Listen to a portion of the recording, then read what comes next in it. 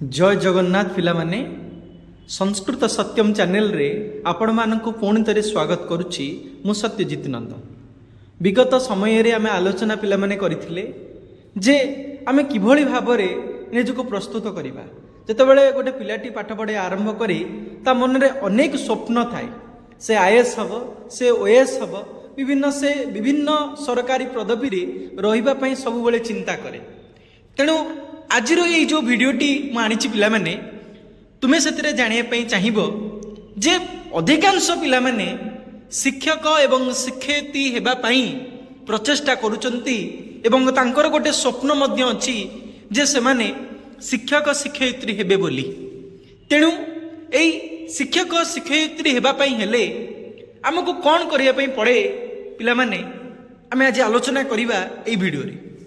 तेणु आगको जो पोस्ट आसो विषय पिला माने मु आपण मानकु कहूतिली जे एसएसबी तरफ टीजीटी पोस्ट आसीबो, तार नोटिफिकेशन आसीबार चांसेस अच्छी।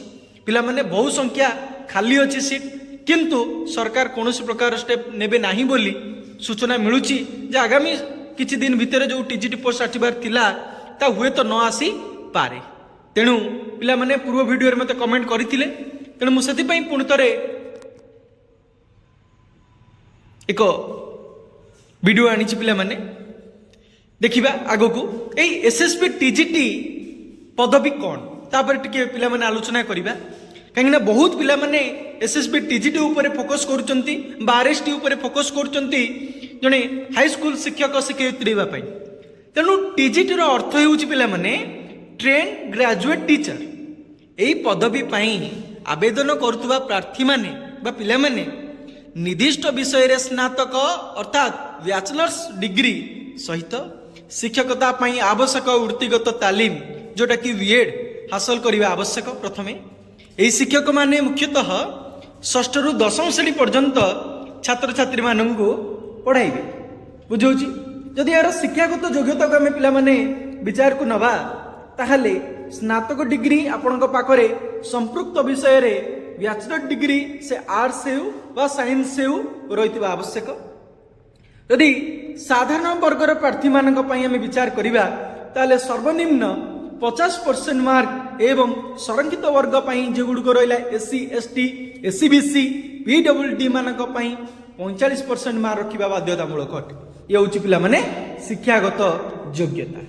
आमे माने जदि वृत्तिगत योग्यता को विचार को नवा प्रार्थी मानकर बीएड किंबा 4 वर्षिया integrated BA BEd BSc BEd degree रहिबा आवश्यक।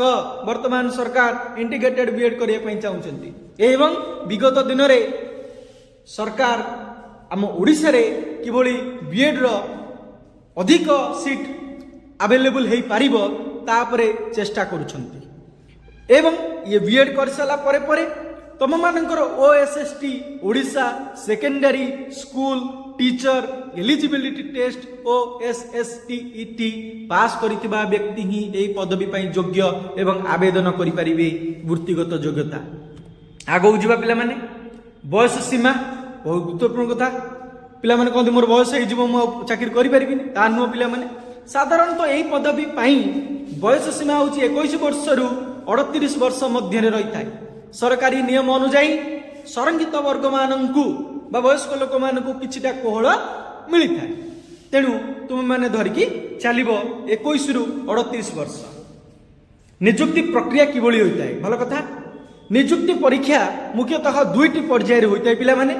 प्रथम लिखित परीक्षा रिटन एग्जामिनेशन एतिरे साधारण ज्ञान शिक्षादान पद्धति जोटा कि पेडालोजी एवं निर्दिष्ट विषय जमती कि संस्कृतर हिंदीर उर्दूर ये प्रश्न रही था।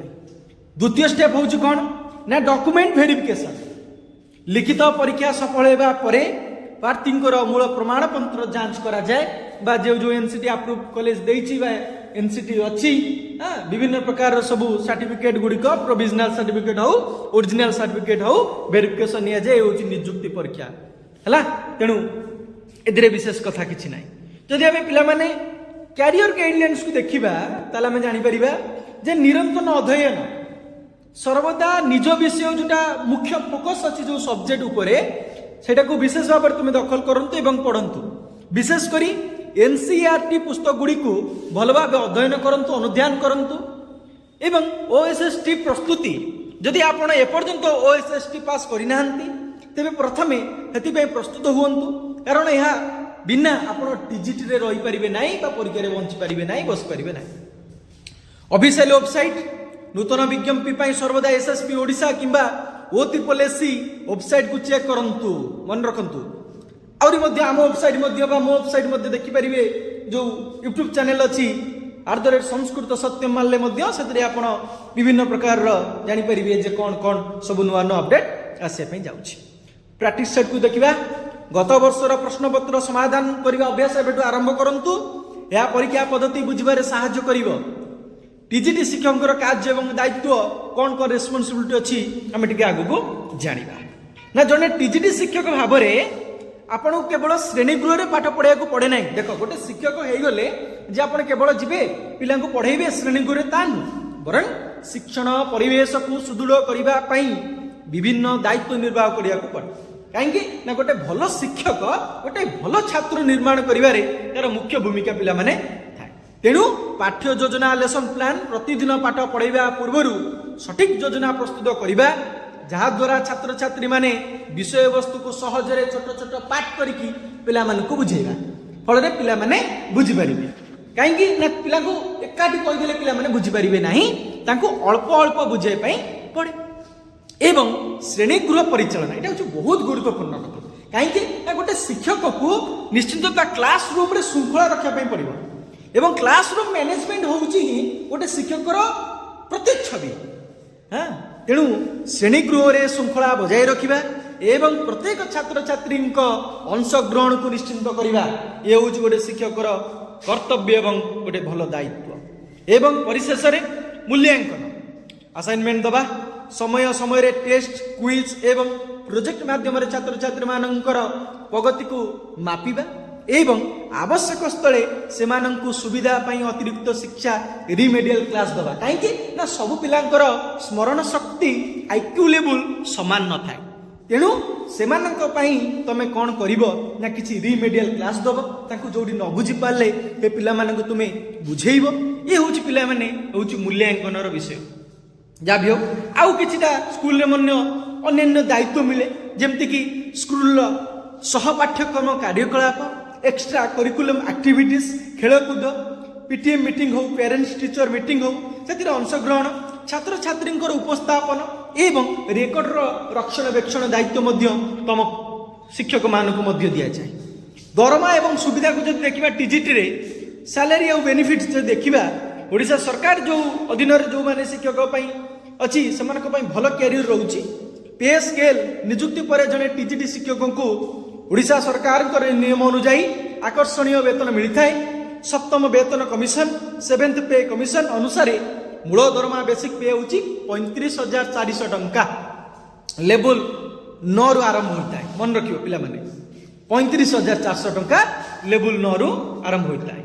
अन्य भत्ता को जब आम देखा मूल दरमा सह महंगा भत्ता जोटा डीए एवं घर भड़ा HRA एवं चिकित्सा भत्ता समस्त अन्य सरकारी सुविधा मध्य कौन हुए ना पिला माने प्राप्त हुए जने टीजीटी शिक्षक को। अवसर पर सुविधा मध्य रही पिला माने सरकारी नियम अनुजाई NPS एवं अवसरकालीन अन्य सुविधा मध्य तक प्रदान करा जाए। जहाँ भी हो कैरियर प्रगति देखा टीजीटी पदवी रे योगदान पर भविष्य में आपण निम्नलिखित पदवी को पदोन्नत हो पारे जमती कि पोस्ट ग्रेजुएट टीचर जोटा पीजीटी रोचे। हाँ जदि आप स्नातकोत्तर मास्टर डिग्री हासिल करती तेबे आपण पीजीटी भाव में पदोन्नत हो पारे। हेडमास्टर प्रिंसिपाल जदि हेबे दीर्घ वर्षर शिक्षकता अभिज्ञता एवं कार्यदक्षता आधार में आपण हाईस्कूल प्रधान शिक्षक भाव में पद को जाई पारे। सफलता आवश्यक दक्षता तेणु विषयगत ज्ञान दरकार केवल पढ़ेबा नुह मु आगुरी कही जाऊँगी विषय को गभीर भाव में बुझा पिला माने होचंती सरल निष्पटक दंड दबा नहीं से भल भाव में बुझेबा सरल भाषा में प्रकाश करिवार दक्षता होची गोटे शिक्षकर मुख्य कार्य। ता सहित एबे कंप्यूटर जुग सोशल मीडिया कंप्यूटर साक्षरता आजिकल डिजिटल शिक्षा पई कंप्यूटर अत्यंत गुरुत्वपूर्ण समस्त कंप्यूटर ज्ञान मध्य रखिबा अत्यंत गुरुत्वपूर्ण।